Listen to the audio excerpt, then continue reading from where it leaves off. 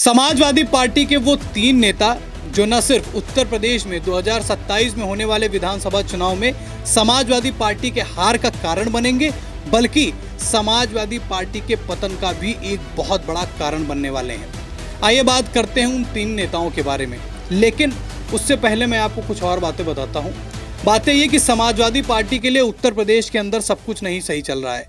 और कब से नहीं सही चल रहा है? जब से लोकसभा 2024 में जब उनकी सीटें उत्तर प्रदेश में आई और एक्सपेक्टेड सीटों से ज़्यादा वो जो है उनको सीटें मिल गई, वहाँ से वो ओवर कॉन्फिडेंस में हो गए और उलूल जुलूल बयान अखिलेश यादव ने देना शुरू किया। वो बयान आपको याद होगा जिसमें उन्होंने मठाधीश और माफिया को एक ही तराजू में तौल दिया। वहाँ से मामला गरमाया और योगी और अखिलेश के बीच में तीखी तकरार देखने को भी मिली।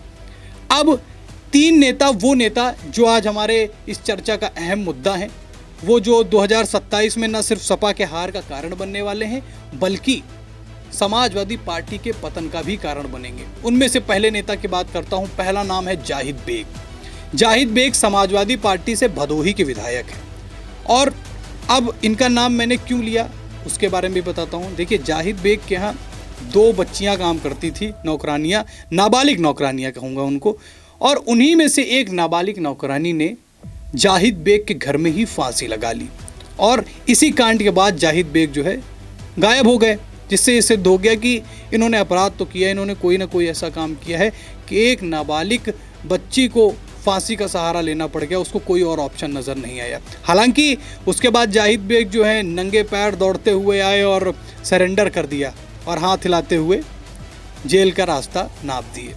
लेकिन इस मामले ने पूरे प्रदेश में जाहिद बेग और ख़ास तौर पर समाजवादी पार्टी के नेताओं की विचारधारा पर एक सवालिया निशान लगा दिया। और सबसे बड़ी समस्या इसमें यह रही कि अखिलेश यादव जो है इस पर कुछ बोले ही नहीं, बस केवल एक्शन जो है वो प्रदेश सरकार ने लिया और आखिरकार जाहिद बेग को हिरासत में ले लिया गया।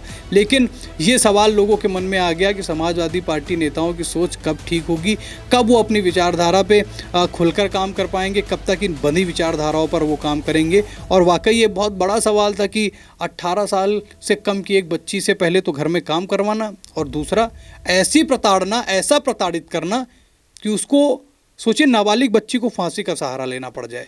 तो पहला नाम था जाहिद बेग, जो समाजवादी पार्टी की लुटिया डुबाने का काम कर सकते हैं 2027 में भी, और समाजवादी पार्टी जैसे बसपा का नाम धीरे धीरे मिटता चला जा रहा है, सेम हो सकता है कि समाजवादी पार्टी के साथ में हो जाए। अब बात करते हैं उस सपा के दूसरे नेता के बारे में जो इसी कतार में खड़ा हुआ, इसी लाइन में खड़ा हुआ है समाजवादी पार्टी की लुटिया डुबाने के लिए। नाम है मोहित खान। अब इनका नाम मैं क्यों ले रहा हूँ?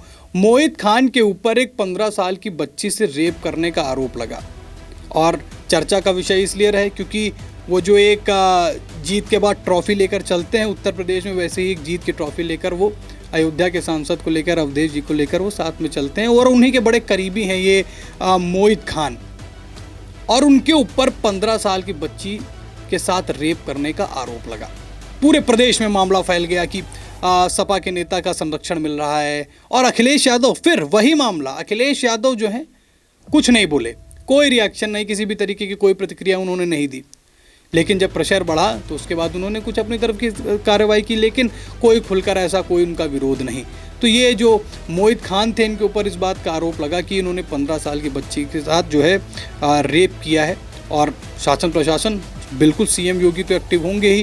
क्यों एक्टिव होंगे? पहला, क्योंकि वो महिलाओं का मामला, दूसरा समाजवादी पार्टी का नेता जब रंधे में आता है तो फिर बाबा शांत नहीं बैठते हैं। बहुत सारे ऐसे नेता हैं जिनका एग्जाम्पल दूंगा, जिनके अपराध को पकड़ते ही योगी बाबा ने उसको ना उसका नामो निशान मिटा दिया या फिर उसको उसकी करे की सज़ा मिली। तो मोहित खान वो दूसरे नेता हैं जो समाजवादी पार्टी की लुटिया डुबाने का काम करेंगे। अब बात करते हैं तीसरे उस नेता के बारे में जिसने योगी को खुला चैलेंज दे दिया है, हिंदुओं को खुला चैलेंज दे दिया है। अब सोचिए कि क्या मानसिकता हो रही है कि डायरेक्ट आप जो है उत्तर प्रदेश के मुख्यमंत्री को ऐसा बड़ा बयान, ऐसी बड़ी धमकी देते हैं। धमकी क्या है वो मैं आपको बताता हूँ। अब सुनिए धमकी क्या है। धमकी है कि मुस्लिम आबादी बढ़ गई है, तुम्हारा राज खत्म हो गया है, मुगलों ने देश में 800 साल राज किया, जब वो नहीं रहे तो तुम क्या रहोगे। अब ये शब्द किसके हैं? ये शब्द हैं अमरोहा विधायक महबूब अली के। जी हाँ, ये समाजवादी पार्टी से अमरोहा के विधायक हैं महबूब अली, जो भरे मंच से ऐलान कर रहे हैं कि भैया मुस्लिमों की संख्या अब बढ़ गई है, अब आप जो है यहाँ टिक नहीं पाएंगे सत्ता में। और 800 साल जो है मुगलों ने भारत पर राज किया, तो वो चले गए तो आप क्या हैं। अब डायरेक्ट योगी को इन्होंने टारगेट कर दिया। अब देखिए, भरे मंच से जब आप हिंदू मुस्लिम ये सारी चीज़ें करेंगे, किसकी संख्या बढ़ रही है किसकी संख्या घट रही है, सीधा सा है कि जनता के मन में ऐसे विचार आएंगे कि वाकई क्यों समाजवादी पार्टी के नेता वही ऐसे उलूल जुलूल बयान दे रहे हैं, ऐसे उलूल जुलूल कृत्य कर रहे हैं।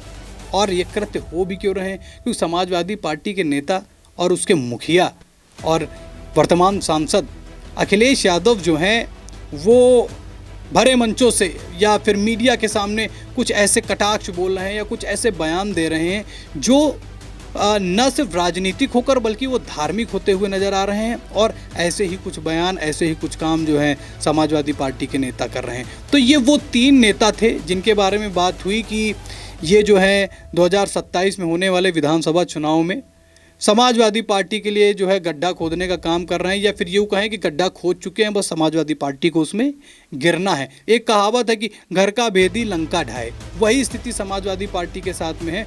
और एक जो और बड़ा कारण होगा, ये तो 3 मैंने नेताओं के बारे में आपको बता दिया, एक और मैं आपको कारण बताता हूँ जो 2027 में समाजवादी पार्टी के लिए, अखिलेश यादव के लिए हार का कारण बनेगा। वो है आपस में नेताओं का विद्रोह।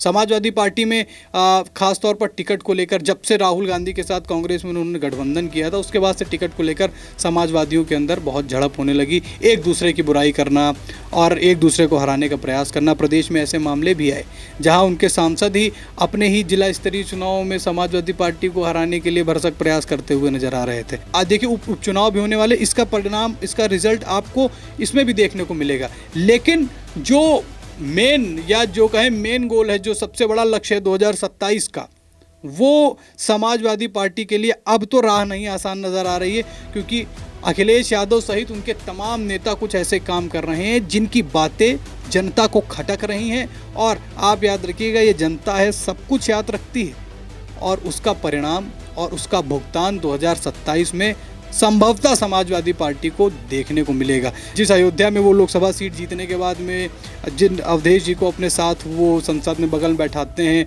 और एक ट्रॉफी की तरह साथ में लेके चलते हैं, वहीं के नेता, उन्हीं के करीबी जो है, उनके ऊपर आरोप लगता है कि उन्होंने 15 साल की लड़की के साथ में रेप किया है। तो और उस पर खास तौर पर जवाब न देना, किसी तरीके की प्रतिक्रिया न देना, तो ये सवाल जो है, ये सारी चीज़ें जो हैं जनता को दिख रही हैं, जो मुश्किलें पैदा करेंगी। आप बताइए कि मैंने जिस बारे में बात करी या जिन 3 अहम मुद्दों पर मैंने आपको बात बताई, क्या वाकई ये समाजवादी पार्टी के लिए एक हार का कारण बनने वाली हैं? और ना सिर्फ हार का कारण, जो मैंने पहले ही बात बोली, ना सिर्फ हार का कारण बल्कि समाजवादी पार्टी के पतन का भी कारण बनेंगी। क्योंकि किसी भी पार्टी की जो है जड़ें तभी कमज़ोर होती हैं जब उसके नेता ऐसे कामों पर उतर आए जो जनता को खटके। दूसरा, आपसी कलह। इसका सबसे बड़ा एग्जाम्पल मायावती की बसपा है, जिसका एक समय प्रदेश और देश में अच्छा रुतबा था, लेकिन आपसी मतभेदों ने, नेताओं के कुछ ऐसे कामों ने जनता को खटकने लगे। स्थिति क्या है आपके सामने है। क्या समाजवादी पार्टी भी उसी तरफ बढ़ रही है? अपनी राय कमेंट सेक्शन में हमसे ज़रूर बताएं। फिर मुलाकात करेंगे एक नई वीडियो के साथ में। इस वीडियो को अगर आपको अच्छी लगी तो उसको लाइक और शेयर करें। चैनल पर नए हैं तो चैनल को सब्सक्राइब करें। तब तक के लिए धन्यवाद।